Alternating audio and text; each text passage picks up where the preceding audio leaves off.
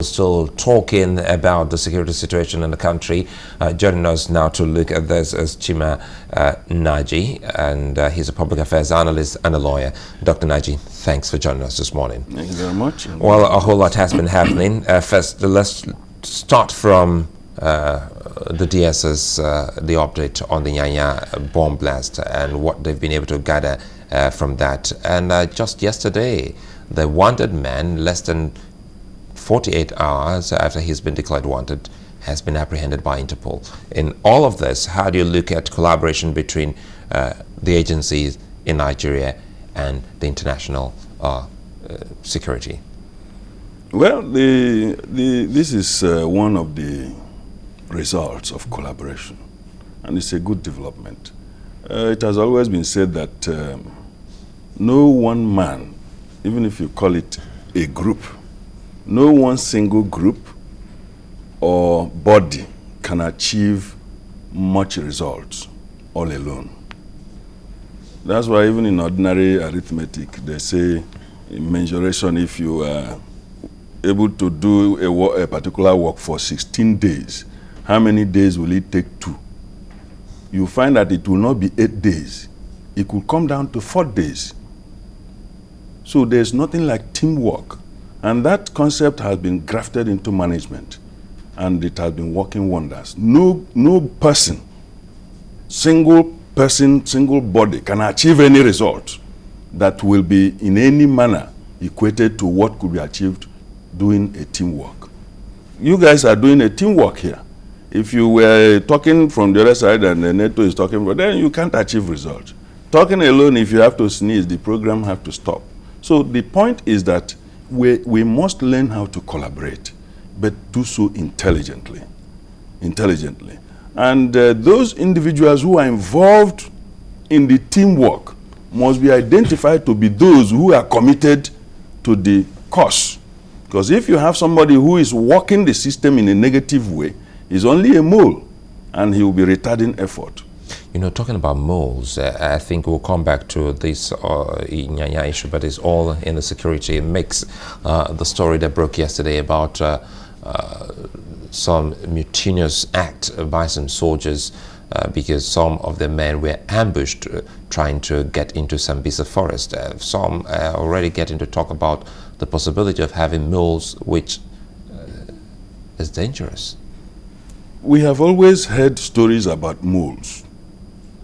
Especially if you listen to what happened, the Omagba, is it Omagba, whatever, Omashe something, one of those cult groups.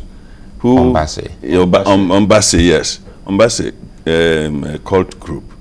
They found that one of the police officers who was in the team that had one of their insignia, such that they could identify that he was one of them.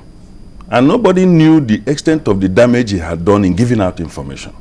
Even those soldiers who went for operation could have been given away, such that if they were attacked, as they finally were, attacked, then it will kind of instigate some, or even themselves can also cause that as a response to what they had actually contrived. This is a very trying time, because it's a war without front. You don't know who you are fighting. People are shouting Boko Haram, but there might be one Haram Boko in the system who is doing a reverse function of what the state is about to do. At the time like this, the agitation, I am so surprised that so much of the agitation, bring back our girls. Yes, that is a task that must be done. But why displace aggression? The president did not cause the kidnap. Some people engineered Boko Haram as an attempt to scuttle certain predetermined processes. Now this thing has grown beyond them, or so it seems. It's the proverbial fowl that left the knife that killed it and went to bend its neck for the pot that agreed to boil it. It's not just like you're pushing for the conspiracy theory that a lot of some schools of Let me tell you, you see, there are so many things that are happening. If you put them together, you find that it's a choreography. As in, this entire so many insurgency things. So many things. Is a planned. So many things. You understand? We are on air.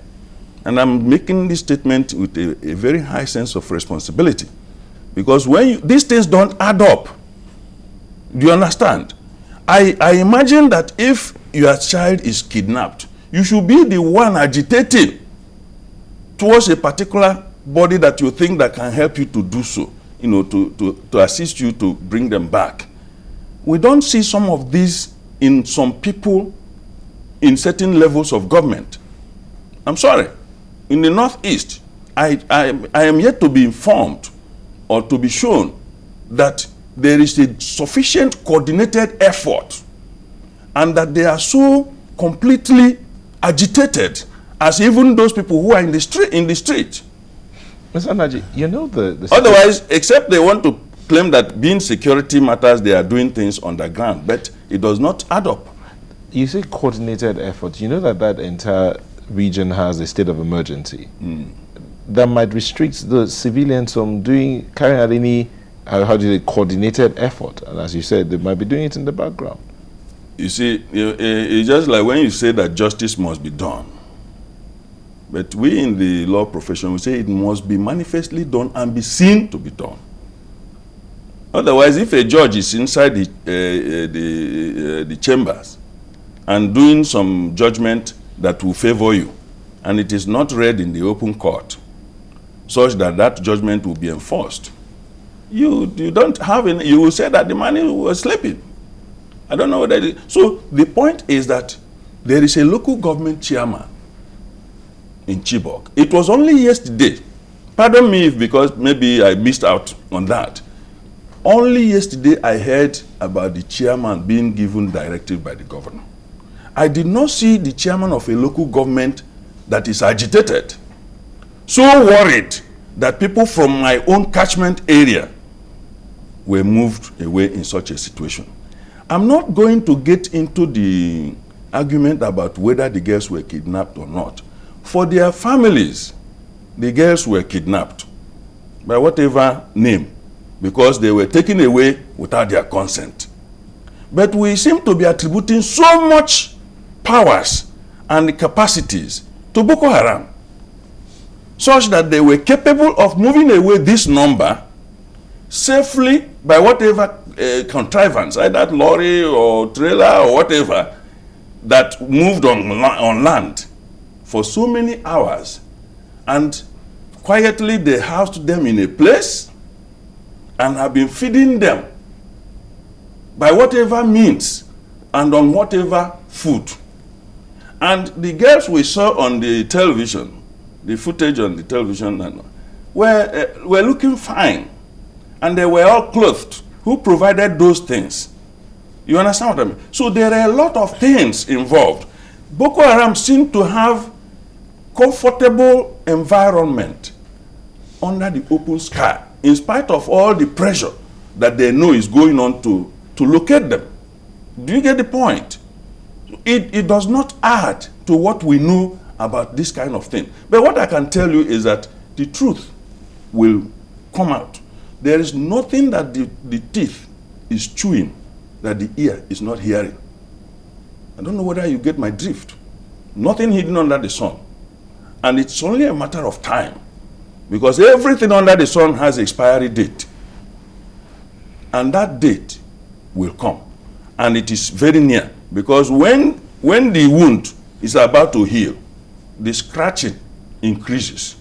You know, you say we seem to have given Boko Haram we have attributed so much capacity to them, which I don't think they have. And even trying to make them seem invincible in the face of the might of our troops. Absolutely. Now, what comes to mind now is, well, support for our troops. If we have the same spirited effort all towards freeing and bringing back our girls home safely, shouldn't we also be having the same kind of togetherness for our troops? Suleiman, thank you very much. Why did it lie in the mouth of the Borno State governor, I believe some weeks before this event, to be the one shouting on the top of the roof and the mountain that the military was not motivated and they were ill-equipped. Well, if it's correct, then he has every right to let them know. How did he know? Knowing full well that they can't talk. Who says the military cannot talk? They can't talk. Anyway, let's leave that for another day. Because military has been talking. And they don't have to come and talk on television because that's not where the equipment will come from. They talk. You understand? They have a forum. They have access to the presidency. What we are saying is that there are a lot of things that have been happening in a flurry at such a dizzying speed. But when you sit down and sit back and put them with needle them together, you get the truth. Because the truth is always there. Everything discovered under the sun has been there. It's a question of somebody who took the step. Do you understand? Now, for us to watch our military being decimated by people who do not even understand the nuances of that profession is very, very disheartening. Because this is our last line of defense.